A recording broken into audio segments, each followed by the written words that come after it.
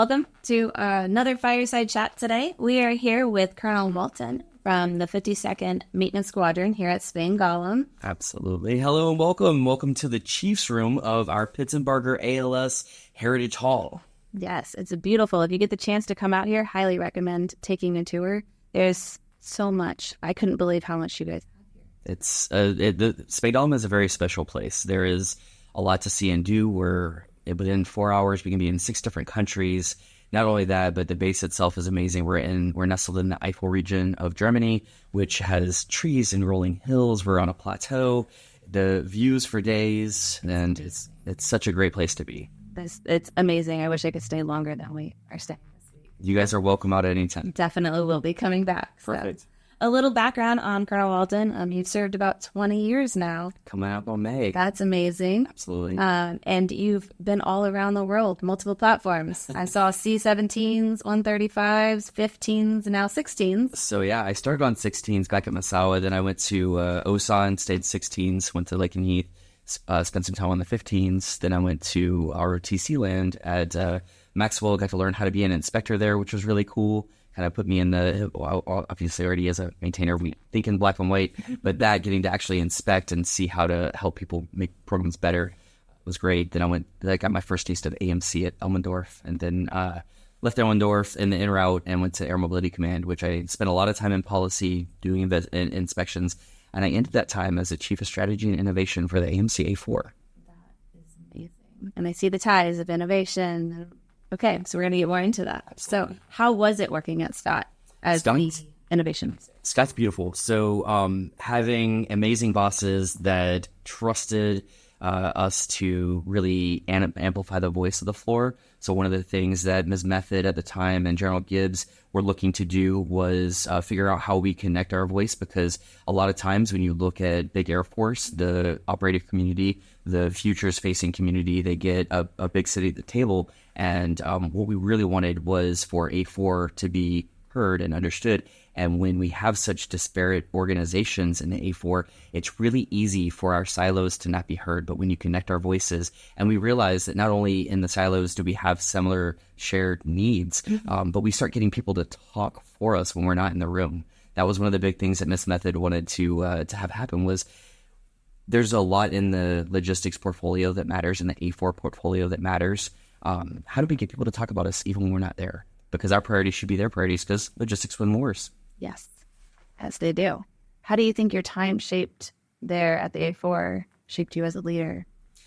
So making my own position, getting to work with companies like Gardner, and understanding the ties between maintenance, logistics, civil engineering, force protection, seeing the portfolio of activity that was going on there, and then the opportunity to amplify voices. I realized that that's a unique niche that I have with an ever-expanding network through LinkedIn. It was fun to be trusted to provide tools and techniques and procedures to my floor mates so that they can solve problems. Because I've learned over time, over a 20-year career, of how to get some of my ideas through the ecosystem. What I've learned is that I'm no longer the good idea fairy. I have good idea fairies everywhere, and we need to do a better job at hearing them, because the future fight will not be won the way we've always done business. So how we've gotten to where we're incredibly successful, but in order to continue to be the champion, you've got to evolve your game, and that's a lot of what I spent time studying and helping my peers and my teammates understand how to do as well. So when we talk about accelerate change, when we talk about great power competition, it's going to be won not with the shiny toy. It's going to be won with the minds of our airmen, NCO, senior NCO, and our officer corps. And we have to help people find their path in this very nebulous innovation ecosystem. One little side story. One thing that I've come to understand about the space of innovation is it's a door on this great big wall that everybody has access to, right? You hear the word innovation, we talk about innovation, and everybody sees the door. And then when you open that door, it's a cacophony of spider webs. Yes. So there are so many webs, and it's so confusing, and it's dark, and it's scary, and it's lonely. And in order to get anything done, we have to figure out which web to pull on to get the spider to care about the thing that we care about.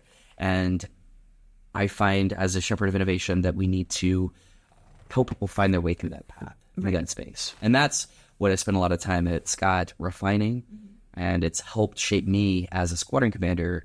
Because again, as a squadron commander, if I'm not there turning wrenches, doing safety wire, and trying to actually execute the mission, we're probably in a bad place as an Air Force. You don't need pulling out engines, and you don't need fixing rails.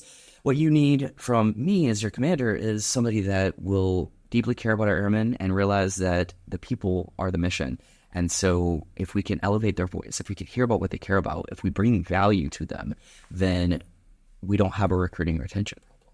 We have people that actually feel like they're where they want to be, and they understand that the drawer full of good ideas that they've had shoved, closed, locked, bolted because we don't have time for that. There's not money for that. We don't have the energy for that. Any other excuse that we've given to tell people that their idea it's not the right thing at the right time. We need to unlock all of those doors because, again, those ideas are what drive our ability to win the future. That focus to the airmen, developing them. It's all about them. Yeah. So we've seen that you've taken your mindset at your time at A4, at Scott, and coming here to Spang, and you can see it in Spangdahlem and how they've epitomized the excellence in driving the change. And the mindset here is phenomenal. It's an unbelievable place to work. So none of the credit will ever go to me for the way Spangdahlem is, but to walk into an organization that cares about the voice of airmen, that was already a back-to-back Spark Tank winner at the Air Force level, and to be able to continue to inspire them to be a 4-time back-to-back Spark Tank winner. This past year, they're an Ether Sprint winner. The ideas that are coming up, at no point does any of it have anything to do with Kevin. It has everything to do with the energy and power of our leaders. So our wing commanders here, our group commanders, our chiefs, everybody has this mindset of making this entity more effective, more efficient, and ultimately more lethal. Because at the end of the day, we're in the profession of arms. And when you get into an ecosystem that cares and fosters that kind of power, what you see is airmen that genuinely deeply care about what they're doing. And so you get things like the Viper kit. You get things like the arc water, which is incredible in and of itself. And then we find ways to take arc water and continue making it better. I'm about to have a covered MAC pad, munitions assembly conveyor pad that is going to be covered, because right now all of my ammo troops, we just got done with AFCO Comp. They were out there in the cold, in the rain, in the hail, and they were building bombs, and they did it faster. And in fact, I'm looking forward to see how they compete this year. But if we can cover that, it's one thing. What if I told you we're putting a solar fabric on top of it that makes it an autonomous, off-the-grid operating location? It is so cool. And that's how you take this innovative mindset, and we continue to parlay into things like our Project Weapon, which is going to take away an entire pallet position's worth of equipment to be able to do weapons troubleshooting in an agile environment. And every pallet position matters. Every bit of space matters in that space. And then you look at the weapons pylon test stand, where we've taken pain out of the backs and legs of our airmen to be able to make it where it's a single person activity to lift and move pylons to be able to do the maintenance that they need to do. And then you look at something as small as building a comm box that takes out distortion and makes training more effective. And you take that 4-way comm box and you allow an airman innovator to go through things like Project Arc and build a 12-way comm box that is now not just multi-capable, but it's multi-MDS capable, where anybody can go into location X and have that comm box ready for them to use. It is unbelievable what is possible when we're able to just get out of the way of our airmen and listen to them, empower them, resource them, connect them with resources, like Tesseract. Yes. And, absolutely. And you guys are here. We're doing a build your own adventure opportunity, which as soon as I heard about it being a thing, I was already a big fan. I've been a fan since Garrett and Kelsey started this, and General Hurry, the work that's gone in from 2 captains turned major into what is now a global enterprise of liaison officers, to the work that you guys are doing in the Pentagon, to coming out here to us and teaching us theories of constraint and giving us actual working methodologies of taking things like the 52nd Fighter Wing Support Plan and turning it from this concept that Colonel Crofton wants to inspire folks to have a vehicle of change and prioritization of resources into actual executing and tackling problems through design thinking and Scrum methodologies. It's so cool. That room that we have right upstairs with the innovators and the minds that are really getting after what we need is unbelievable. It's been amazing to watch them go through the process and just how quickly they're picking it up and executing it there at the table. I'm really excited to do a follow-up and find out how it goes after this week. Absolutely. That'll be great. I'm excited for the follow-up, but I'm also excited to pull you guys with me as we transition over to my next assignment. So I'm changing command. This has been a 3-year tour. You mentioned 20 years of service. You mentioned getting promoted. I have been absolutely blessed to be where I'm at. And this summer I get to take everything here. I will reluctantly turn over the guidon to a good friend.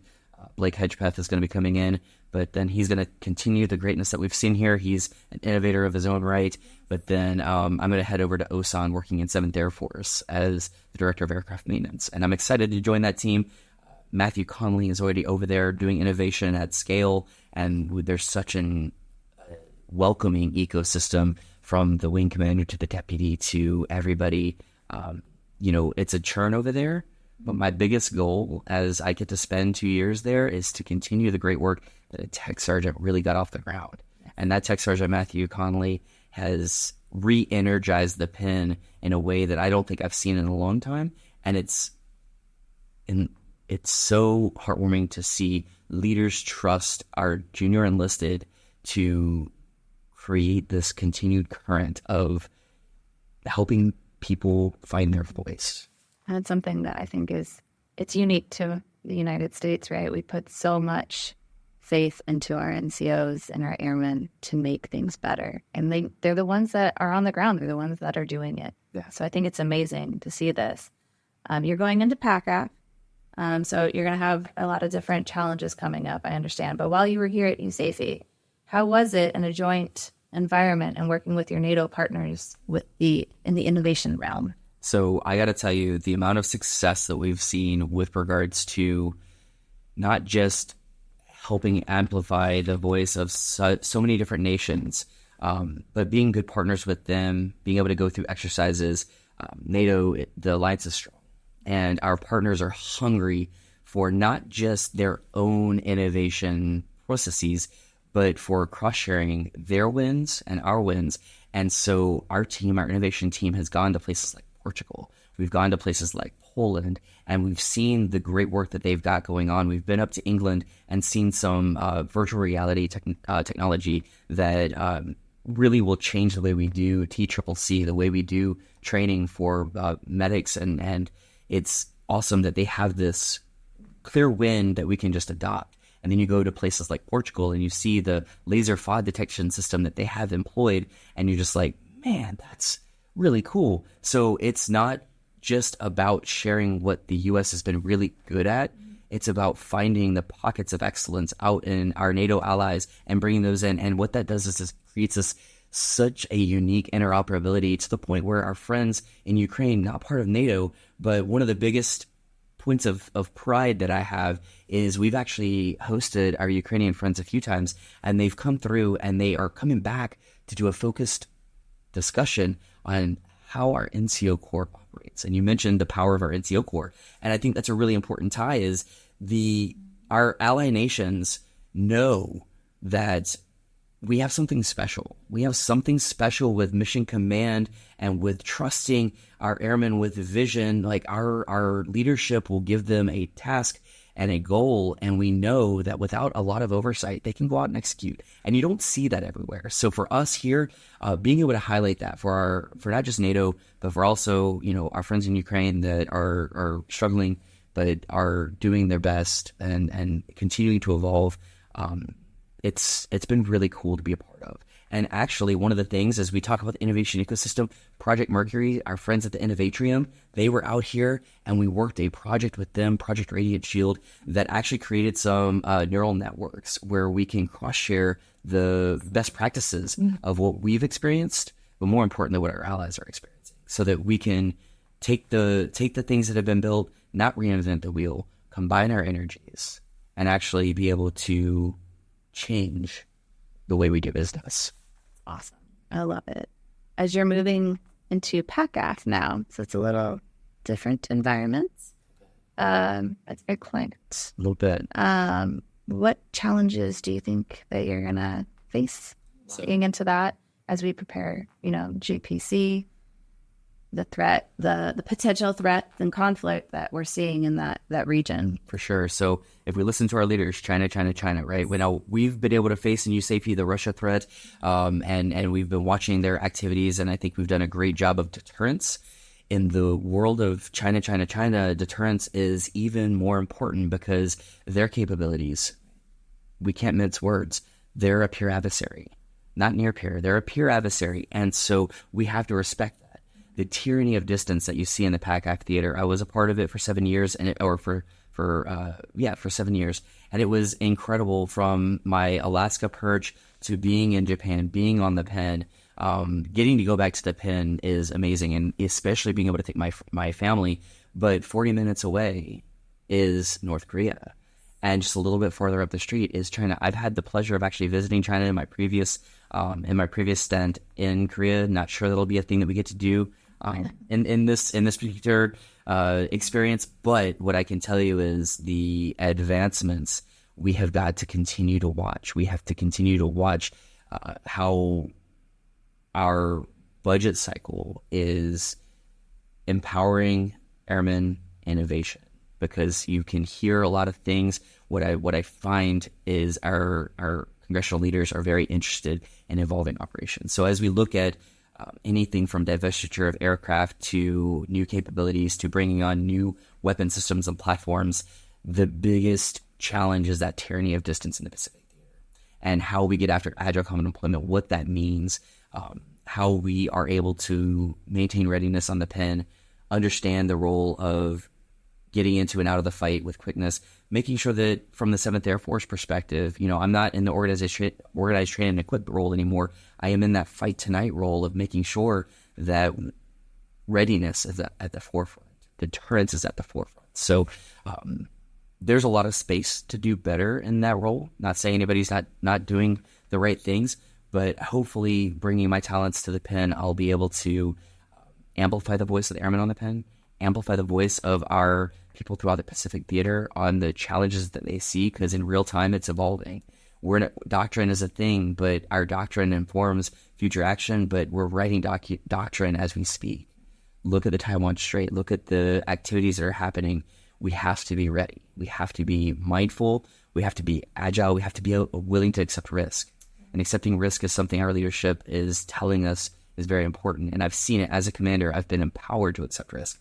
My group commander has accepted risk. I have no doubts that our friends in Korea have as well. And I'm going to be doing everything in my power from the 7th Air perspective to provide top cover for our leadership in the field to get after the things that need to be gotten after in real time and not waiting for bureaucracy to catch up. And you'll definitely keep in touch with us so that we can help you cut through that red tape. Y'all have an open invite, ready to rock and roll. We're going to be bringing, we already have Project Mercury on the books to come out to Osan in July, which is great. But it's, the more help we have, the more voices we have, the more advocacy we have. Because again, it's not about our silo. It's not about maintenance. It's not about the F-16. It's not about Korea even. It's about our enterprise and our A4 community being heard when it comes to sitting at the table for the National Defense Authorization Act to get the money that we need, that our airmen deserve, to get after the big projects that will change our aviation support equipment. Again, if you listen to our top leaders, aviation support equipment, it's old. We need more. We're going to continue to elevate our needs, right? We need to communicate in capabilities, and you better believe that I'm going to do everything that we can with the team to communicate those capability needs into requirements so that we can get the funding we need to get the future that our airmen deserve. To put a focus on those things that are going to make the go. Absolutely. Right. That's awesome. So do you have, as we close out, do you have any advice or last remarks or something to tell those airmen in the field that feel like they're not being heard? I got to say, first, the opportunity to do this. So thank you, Tesseract, for coming out here to Spangdahlem. Thank you for allowing me the chance to have a fireside chat with you. This means the world to me, to our airmen out there in the land of logistics. Anybody that's listening, if you do not feel empowered, I need you to realize that the frozen middle, to me, are people who are empowered that choose not to use that empowerment. So use your empowerment. Voice the things that you think are important. Understand that if you come with a plan, it's so much easier than coming with a problem. There are no shortages of challenges out there in our Air Force, but an airman with a solid plan, with a clear requirement, it's really easy to fund. It's really easy to find the resources. And when I talk about resources, money is a big piece of it, but people, time, energy, people's energy is a thing we don't talk about enough. Your energy matters. And we need to combine our energies, because if we're in a room of 1,000 people and we're just solo, it's one voice in a room of 1,000, you're never going to be heard. But if we connect together, if we use our resources, what you find is you're going to be a room of 1,000 with 100 unique voices, or 100 combined voices, and we're going to hear you. Leaders are wanting to hear you. They need the challenges so that they can provide the resources. And if you don't feel heard, if you don't feel valued, reach out to me. I'd love to tell you exactly how important you are to what we're doing, because I'm quickly becoming irrelevant. I am very much not an innovator anymore. I am very much an empowerer of innovation, and I need those innovators out there with the energy and the opportunity to change the world, and know that we're here for it. We're ready for you.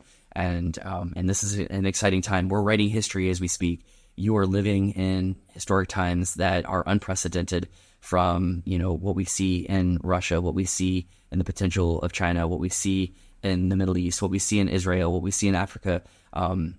There's opportunity to make this world what you need it to be. And the world is filled with dreamers, and we need those dreams. And I tell my team, I'm not in the business of dreaming, but once I know your dream, we're going to make your dreams reality.